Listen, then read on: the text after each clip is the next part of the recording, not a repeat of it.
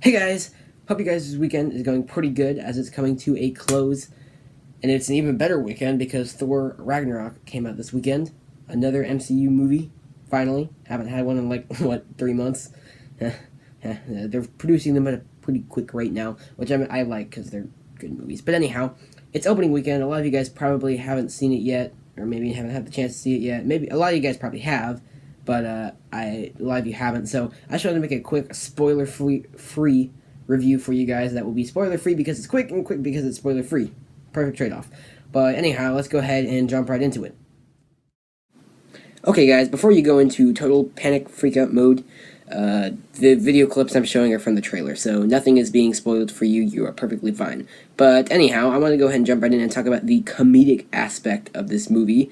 And I wanted to do that first because literally the opening scene, I won't give you the specifics because no spoilers. Opening line, actually, is a funny line, and the whole opening scene just kind of feels like a joke, and that's how a lot of movie is. Not all of it, there's some serious parts, but most of it is just kind of silly, joking around, playful, which I was kind of skeptical for maybe the first quarter of the movie, but it grew on me through the rest of the movie, and by the end, I really liked what it brought to the movie.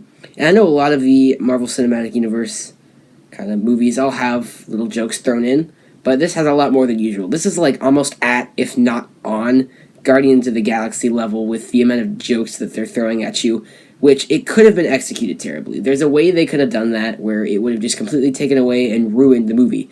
But I think the way that it was executed, the way that they went about adding the comedy to the movie, it actually added a lot to the movie. It made the movie feel more lively. I'd say I was a lot more captivated, and it got my attention a lot better, kept my attention. There were absolutely no parts of this movie where I was bored and felt like falling asleep. It was just non-stop action, and the comedy really helped keep you engaged. So we'll go ahead and talk about the action next. There is a lot of action in this movie. There are very, very few scenes where nothing is happening, which, I mean, that's how most Marvel movies are, once again, but this more than others. I am actually having trouble thinking of more than one or two scenes right now that nothing really happened. They're pretty much every scene, some kind of action sequence happens. Every scene is pushing the plot forward, and I like that. I hate movies where you spend like 30 minutes just sitting at a standstill where nothing's really happening and it's just kind of wasting time so that the movie can be called a movie and not a short film. But this one is packed full of action and it's constantly pushing the plot forward, if you know what I mean. And that's the other thing. We'll talk about the plot a bit. I don't want to spoil anything, but the plot is pretty wild. It completely breaks away from the conventions of every other Thor movie that we've watched before. Maybe not MCU, but Thor movie. I'd say this movie has more of a Guardians of the Galaxy feel to it. Just the way that it's set up, the different areas that they visit, and the style that they visit them. Just everything about this has a very distinct, like, I was getting Guardians of the Galaxy vibes the whole time, if you know what I mean. It was that type of movie. So, I mean, if you're into that kind of stuff, that's good. If not, maybe not. But I wouldn't say if you don't like Guardians of the Galaxy, don't go see this movie, because it's different. But I'm saying if you do like Guardians of the Galaxy, you're probably going to like the way this movie is done. And I was talking about the comedic value earlier, but aside from the comedic value, there are some parts that are just outrageously silly that kind of took away from the movie a little bit. Again, can't mention specific scenes, but if you've seen the movie, you probably know what scenes I'm talking about, that they were just outrageously silly, and I wish weren't even included because they just took away from the movie a bit. But other than that, it was pretty fine, and yeah. Getting a little bit more specific on different parts of the movie, most of the Marvel movies, Cinematic Universe movies, they have a pretty deep plot, and this one is no different.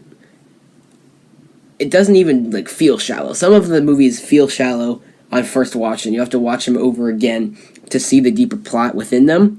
This one you don't really have to. It's pretty plain to see the deeper plot. You can still ignore it if you want to, but there is a pretty deep the plot goes pretty deep if you let it.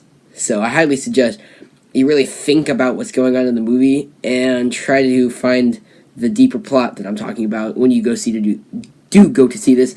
And it's hard because I'm trying to describe this without spoiling anything. You may just have to watch it and then wait for my final review to know exactly what I'm talking about here. But the story is pretty deep at some points, and it, again, not spoiling anything, it gives you a little bit more history of Asgard. We don't really know how it got there in the first two movies, but this will tell you a lot of more of Asgard's history than we already knew. So that was good. I liked that a lot.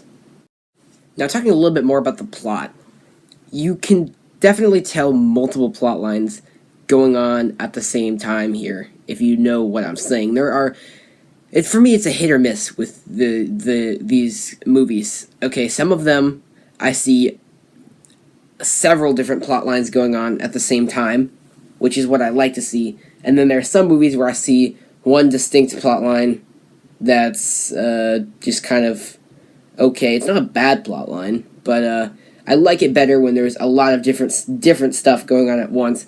And this movie definitely accomplishes that, although it may not seem like it at first. There's definitely a lot of different stuff going on here, and I like it. In terms of how exactly this movie pushes forward the MCU plotline as a whole, it doesn't really, and I can't say that much without spoiling it, but there could be some ways that it could push it forward, depending on how the next few movies turn out.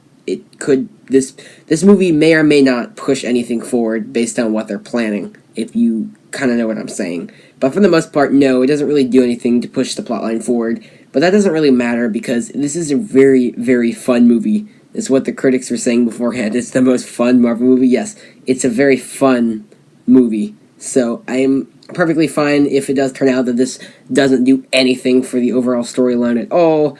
I still had enough fun watching it that I don't really care. And guys, that's about as much as I can tell you without spoiling anything, which I really don't want to do, so we'll go ahead and cut it off there. In summary, it's a very enjoyable movie. It plays with the conventions of the Thor movies and really the MCU as a whole. It just plays with the conventions a lot, and the results are pretty good. They could have been bad, but they were good. There were a few scenes that were kind of unnecessary, and I didn't like that much, but it didn't take away from the overall movie experience that much. It was still a very enjoyable movie, very fun. Highly recommend you go watch it, guys, and stay tuned. Be sure to subscribe and enable notifications so you won't miss when my full review with the spoilers comes out in a few weeks once we give everybody time to watch the movie. And see you guys. Be sure to leave a like if you want to see more movie reviews. Goodbye.